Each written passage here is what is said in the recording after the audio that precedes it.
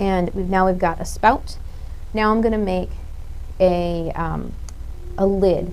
Now ideally you will have made your body of your piece first, and you'll have decided on the type of lid setup you're going to choose. You have a handout or at least a downloadable file of different types of lids and attachments, and you can figure out which one you like.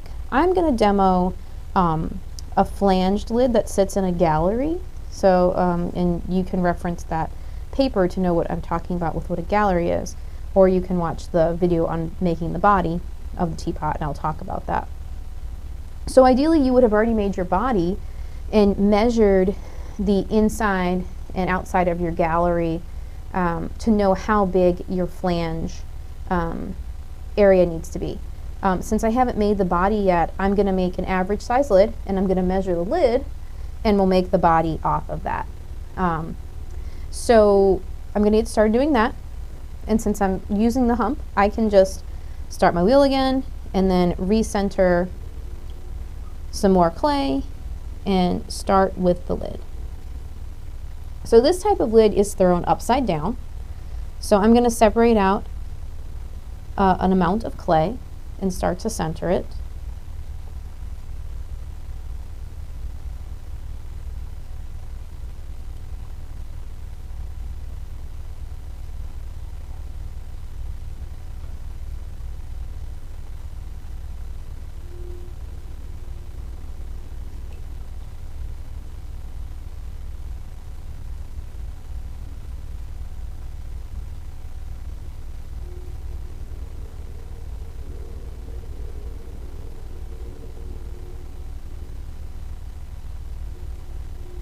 Okay, so as I get this centered, I need to make a flange, which is basically just a wall that's thrown up, and then I also need to have the ridge that sits on the gallery. So I'm going to start by opening up.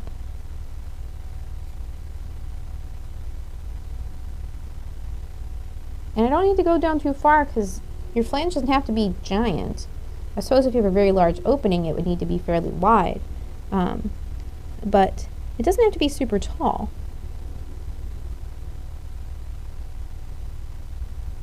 So this may even be way more than I need.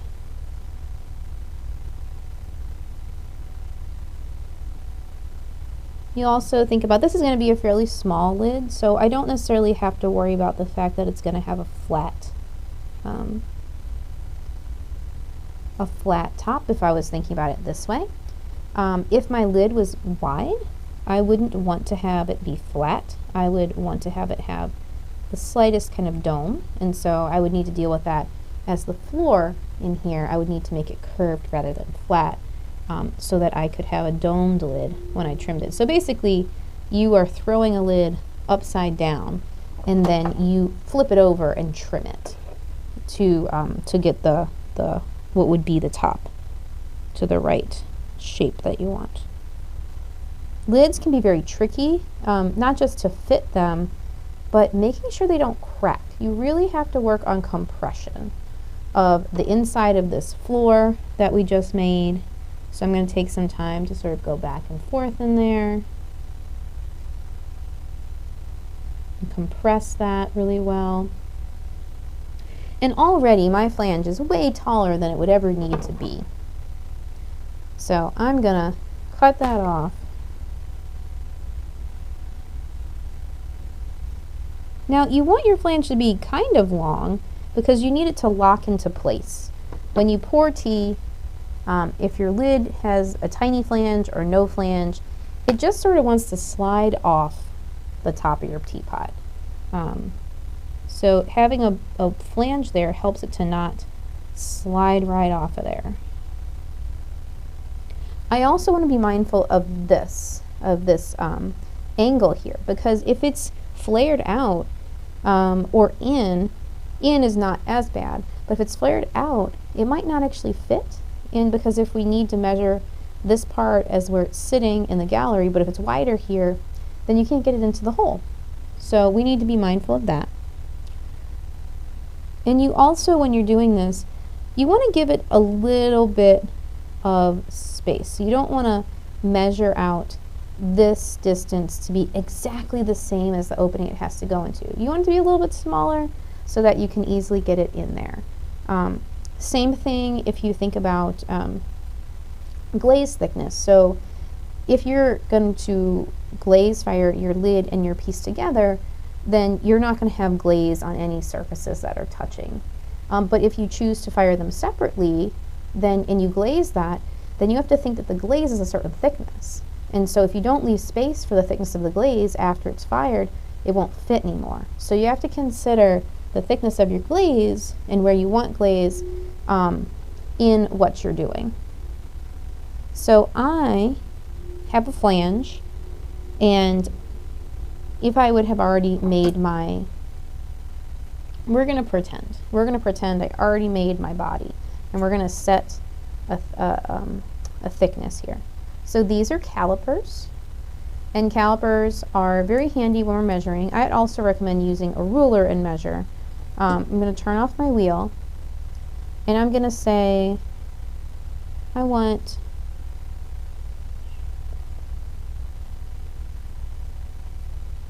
to tighten them up here. They're moving all over the place. There we go.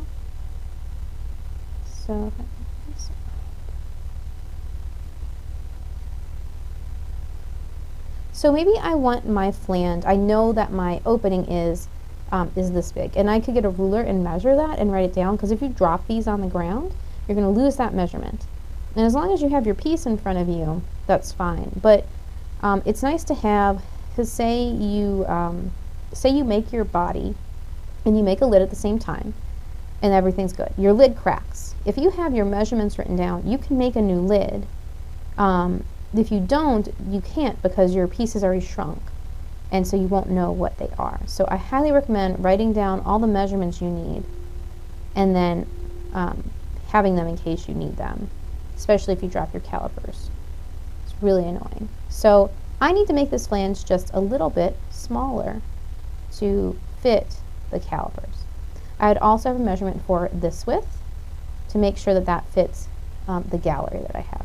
So I'm going to put my calipers down, and I'm going to use a rib, and I'm going to try to make this a little bit smaller,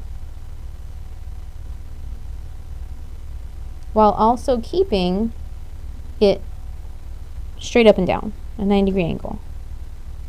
So I'm supporting it from the inside and kind of pushing in on it. And again, remember, as long as you ease off the pressure, then it should be okay. Let's see where we're at.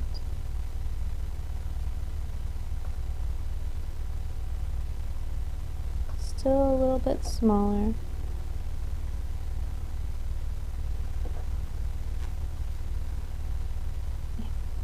A little bit more.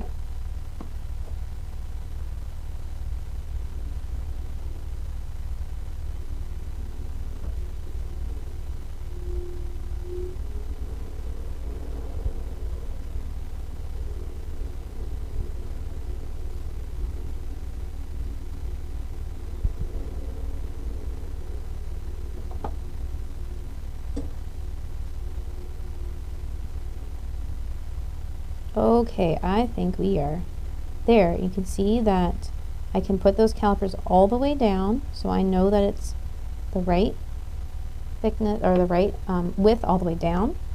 And I want to clean up this top just a little bit.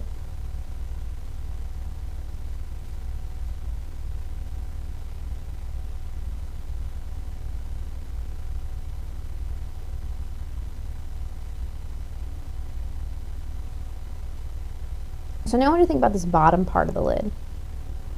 And I'm going to start separating off the clay I don't think I need.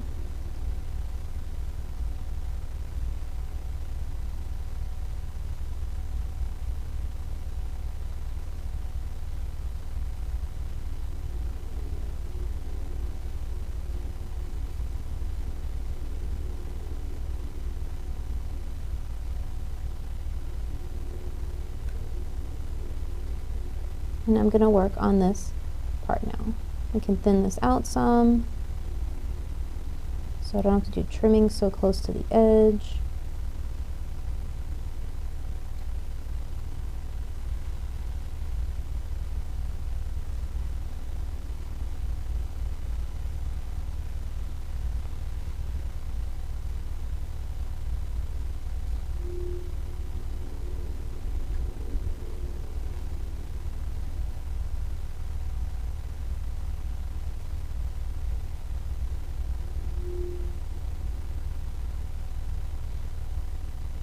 And we're going to make sure this is flat so it sits on our gallery that we're going to make.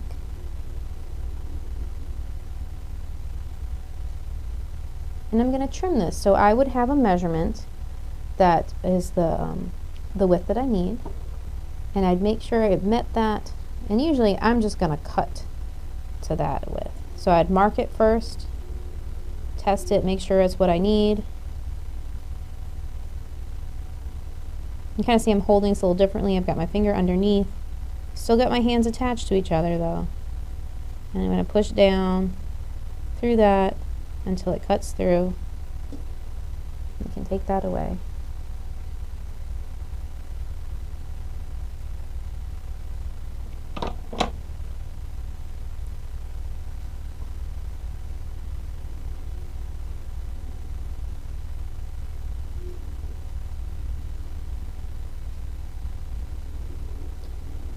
So my Ceramics 2 students, or Ceramics 3 if you're doing a new thing. If you want to see a demo of one of the other types of lids, do let me know so that I can record doing that for you. So now I've got basically an upside down flange lid, and I'm going to work on separating this away from this clay a little bit more. Move my calipers, clean my hands.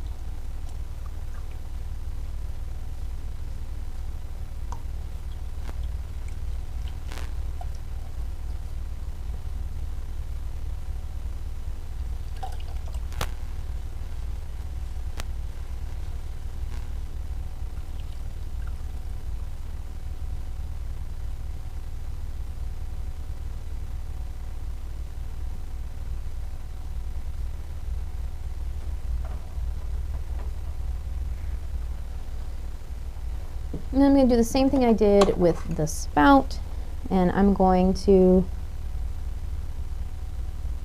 mark below where I know I need, making sure I have enough clay to do the trimming I want to do.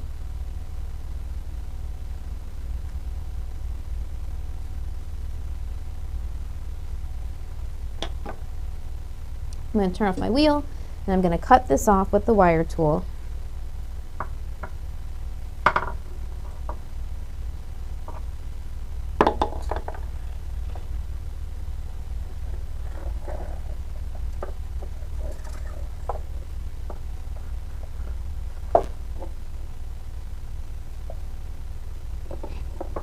Wasn't perfectly straight this time, but that should be fine.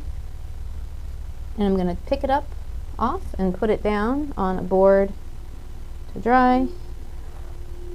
And now it's drying so that I can trim it later.